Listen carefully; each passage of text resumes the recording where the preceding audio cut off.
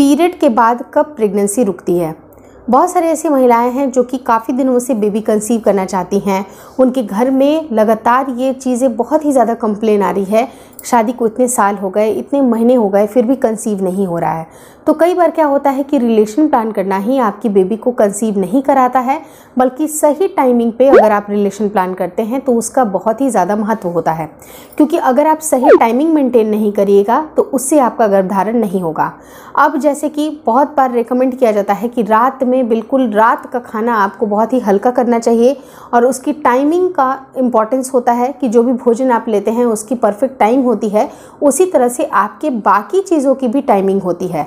अगर आप गर्भधारण करना चाहते हैं तो गर्भधारण करने के लिए महीने में कुछ ऐसे दिन होते हैं जिस समय ही अगर आप संपर्क में रहते हैं तो ही आपका गर्भधारण होता है। उसके अदर दिन अगर आप संपर्क में रहते हैं तो आपके प्रेग्नेंट होने के चांसेस काफ़ी ज़्यादा कम होते हैं।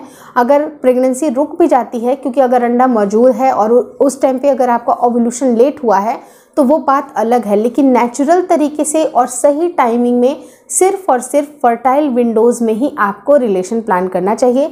यानी कि वो दिन जो कि बहुत ज़्यादा फेवरेबल होते हैं आपकी प्रेगनेंसी को कंसीव करने के लिए।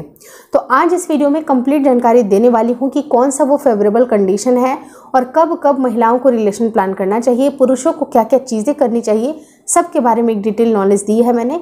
तो वीडियो काफ़ी इन्फॉर्मेटिव है, प्लीज़ शुरू से लेकर लास्ट तक ज़रूर देखिएगा। नमस्कार दोस्तों, मेरा नाम हर्षिता वर्मा है और आपका मेरे चैनल ट्विंस माय वर्ल्ड पे बहुत बहुत स्वागत है। मेरे चैनल को देख के बहुत सारे लोगों ने कंसीव किया है, जो कि मेरे लिए बहुत ही ज़्यादा खुशकिस्मती की बात है कि आप सब मुझे इतना ज़्यादा पसंद कर रहे हैं। तो एक विश्वास के साथ आप अपने ज़रूरत की जो भी वीडियोज़ हैं उनको प्लीज़ पूरी ज़रूर देखा करिए, ताकि पूरी बात जब अगर आप समझ जाएंगे तो सारे टिप्स को भी फॉलो कर लीजिएगा। नंबर 1 चीज़ कि हर एक महिलाओं की पीरियड की साइकिल अलग अलग होती है।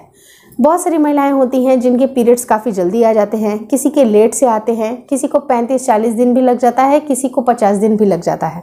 तो जिनको 2-2 महीने, 50 दिन, 80 दिन, यानी कि 2 महीने, 3 महीने, 4 महीने ऐसे पीरियड्स आते हैं, तो उनको सबसे ज़्यादा ज़रूरी चीज़ है क्या कि अपने पीरियड के साइकिल को नियमित करें।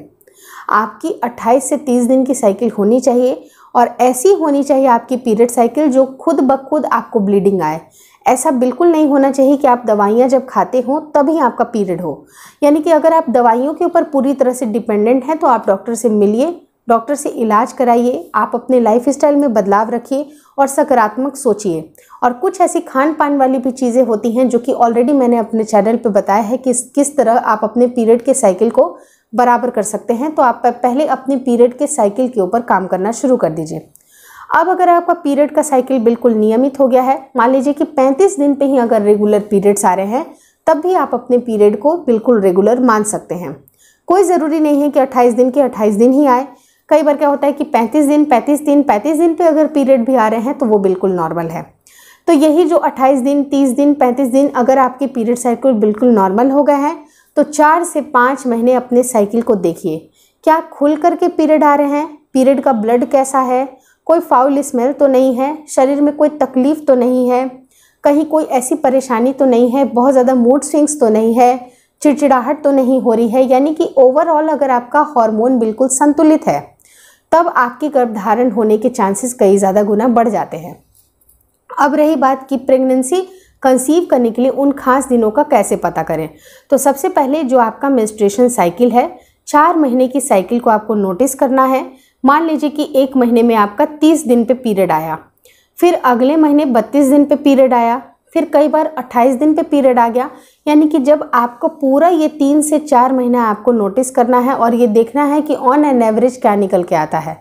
मान लीजिए कि आपका 28 दिन की पीरियड साइकिल निकल के आती है या 30 दिन की पीरियड साइकिल निकल के आती है, तो जो आपके पीरियड साइकिल के बिल्कुल बीच का जो पॉइंट होता है उसको आपको कंसीडर करना है। जैसे 30 दिन है तो आप 15 दिन को ऐसा मान के चलिए कि 15वें दिन आपके शरीर से एक अंडा रिलीज़ होगा। और अंडा निकलने का क्या प्रक्रिया होता है, सबसे बहुत ज़्यादा ज़रूरी चीज़ है कि आपके 2 ओवरीज होती हैं, लेफ्ट ओवरी और राइट ओवरी, और उसमें से आपका अंडा परिपक्व होता है।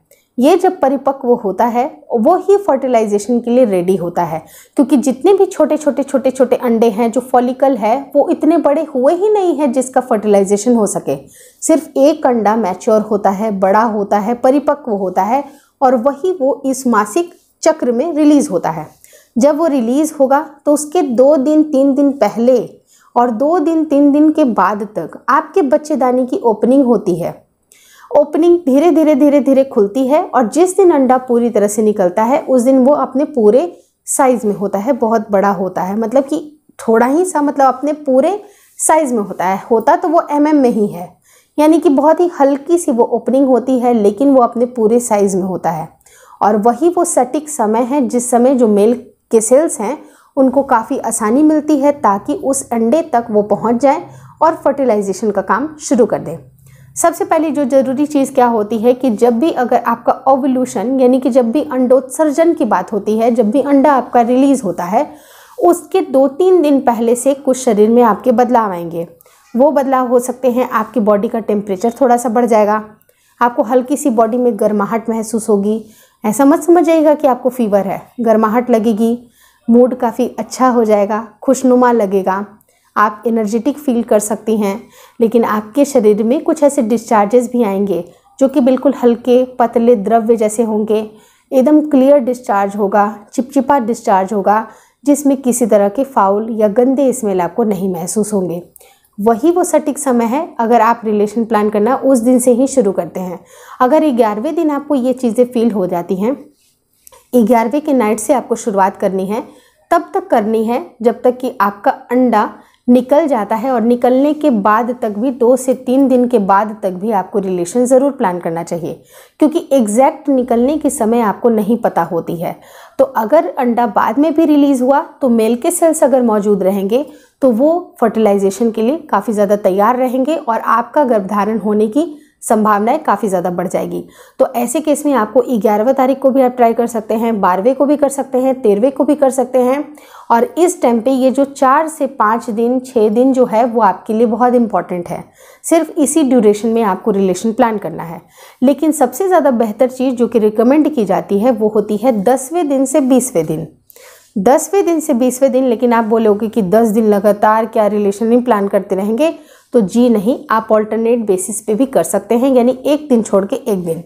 उससे होता क्या है कि जब आप एक दिन का एब्सटिनेंस रखेंगे, एक दिन तक किसी एक्टिविटी में पार्टिसिपेट नहीं करिएगा, तो जब अगले दिन जो मेल के सेल्स आएंगे उनकी गुणवत्ता काफ़ी अच्छी रहेगी। उनकी गुणवत्ता अगर अच्छी रहेगी और जो फीमेल है उनका एग भी अगर प्रेजेंट रहेगा तो दोनों का फर्टिलाइजेशन होने के बाद से आपकी प्रेगनेंसी रुक जाएगी। यानी कि कंप्लीट आपके पूरे महीने में ये जो बीच के जो 10 दिन होते हैं वो बहुत इंपॉर्टेंट होते हैं और उसी टाइम पे आपका रिलेशन प्लान करना फ्रूटफुल होगा और ये पूरा जो महीना है आपका नहीं बिगड़ेगा बल्कि आपकी प्रेगनेंसी रुक जाएगी। तो प्रेगनेंसी रुकने के लिए सही समय पे रिलेशन प्लान करना बहुत ज़्यादा ज़रूरी है। और रिलेशन प्लान करने के पहले और रिलेशन प्लान करने के दौरान और रिलेशन प्लान करने के बाद कुछ बातों का ध्यान रखना बहुत ही ज़्यादा ज़रूरी है पति और पत्नी को, जिसके लिए सेपरेटली मैंने एक वीडियो बनाई हुई है। बेझिझक टाइम निकाल के इस वीडियो को एंड होने के बाद उस वीडियो को ज़रूर देख लीजिएगा, क्योंकि मेरे बहुत सारे ऐसे सब्सक्राइबर हैं जो कि हर दिन लाखों की संख्या में नए जुड़ रहे हैं, रेगुलर मेरे नए व्यूवर्स आ रहे हैं, उनको बहुत सारी चीज़ें नहीं पता होती हैं। तो एक बार सारी वीडियो आप डिटेल में देखिए और समझिए और उनको फॉलो करिए। और बहुत सारे लोगों का कंसीव हुआ है तो विश्वास के साथ, एक अंदर से एक पॉजिटिव भावना के साथ ये सारी चीज़ें करिए, आपका भी कंसीव होगा। इसी दुआ के साथ, इसी उम्मीद के साथ आज की इस वीडियो को एंड करती हूँ। Thank you so much for watching twins my world.